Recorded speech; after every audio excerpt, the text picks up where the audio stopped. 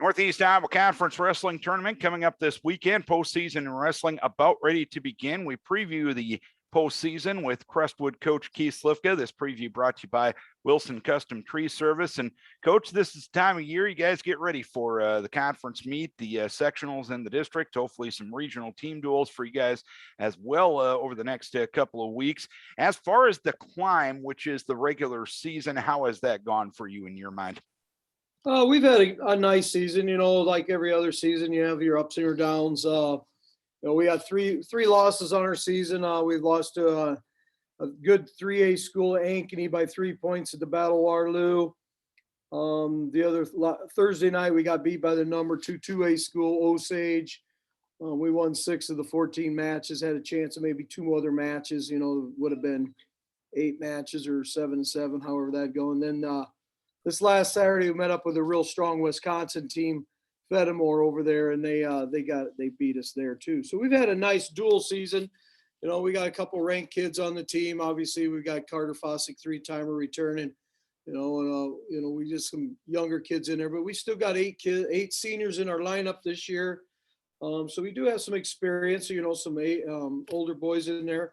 So it's been a good season. The trick is, keeping them healthy with the COVID and the cold and the flu and injuries and things like that. We had a nice sized team. We had a lot of freshmen out to start the season, but all in all, it's been a good season. We're getting ready, wound up for the tournaments, as you were saying. So we're excited about that.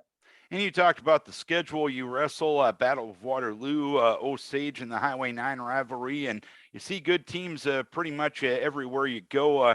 How does that schedule help you at this time of year? Well, I think that's very important. We start the season off with that Independence 2-day tournament, which brings in a few 3A schools and a lot of the good 2A schools there.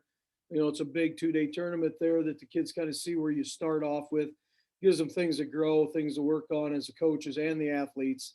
And it's just a nice place for the kids and the parents and the fans to see where the season starts. And then it's a nice measurement tool to see where you end, because you see a lot of those same schools and, some of those matches you may have wrestled early in the season could get turned around. And I know over the next couple of weeks, at least the 2A schools that you'll see Saturday, you'll see quite a few of them with you guys hosting the sectional meet next Saturday. Does that change your approach to a conference meet, knowing the fact that if you see a tough kid, you might see them 3, maybe even 4 Saturdays in a row? Yeah, that's very true. We see I think there's Charles City, New Hampton's in our district, Charles City is our sectional, Decorah, Waukon, ourselves are all in the sectional. So yeah, we'll see those schools. The problem I have this year is we are unable to wrestle our Athlete in Parkersburg tournament, which would have been able to see the Dike and the AP Grenny Center, which actually comes up to our sectional. And so that got canceled. We were unable to see those. They didn't get to see us. So not the unknown with those 2 teams, a little uneasy right now, not knowing exactly what kind of competition that might bring us up here. With that being said, though, I know you look at head-to-heads and things like that. So you still get a pretty good idea of those things. But to get back to your questions of when you wrestle somebody so many different times, that can change around. I know we've wrestled Decorah in our Flanagan, then we end up dueling them. And then now we're going to be seeing them probably 2-3 times again. And I know there's a couple kids there that they've each gone 1-1 against each other. And now we're going to be at the conference tournament. And that'll make whoever wins those matches will make a difference in how you get seeded for sectionals, which is ultimately probably the most important. The biggest fear I probably have in the conference tournament is coming out of there healthy as far as sickness and so forth, because a lot of times it might take 2 or 3 days to find out somebody's sick, and you want everybody as healthy as you can. You've been working all season towards this end of the season. You don't want us to have something like that take one of your good kids out, or any kid as far as that goes. And when you talk about health and sickness, obviously it's been a crapshoot over these last couple of years with everything that's been going on. But I know a message most coaches will say is control what you can control. What's your message to your wrestlers to control what they can to stay as healthy as possible? Yeah, exactly. And that's it. I mean, you can only control so much. I talk almost every single night. We do our skin checks. That's the number one thing. That's something we can control. The other thing we can control is your rest, your diet, recovery, and polishing up your technique. Those are things we can all control. the getting a virus or getting the COVID, whatever it may be, those are things you may not be able to control. And you do your best with those things. It's a little better than it was a couple years ago. We didn't know if we were going to have a state tournament. I mean, I'm pretty sure we're going to have a state tournament this year. The biggest thing is doing those things with those kids, staying away from family members, friends, girlfriends, things like that, that are sick.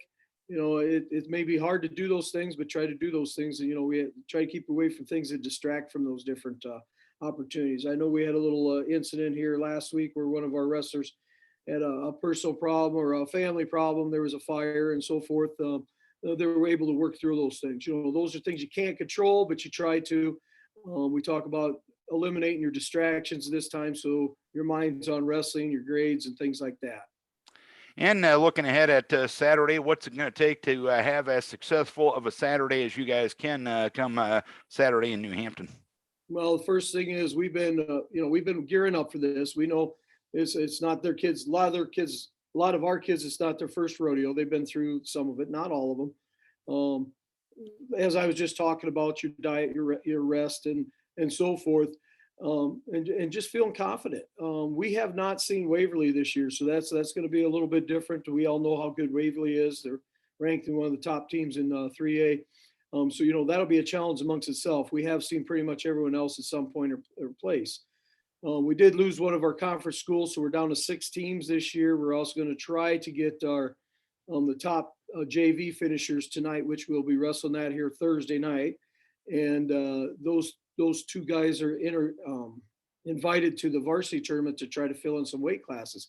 And some of those JV kids are pretty good kids sitting behind some pretty good wrestlers from, every one of the schools.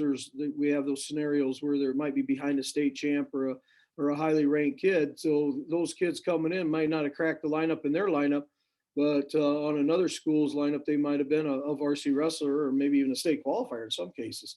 So, we need to get prepared for that, see where the matchups are at, leave it on the mat. We're using this as a kind of a build up to the sectionals because there's only 6 teams, but there may be a few more or less. And just kind of hey, this is what it's going to be like next weekend.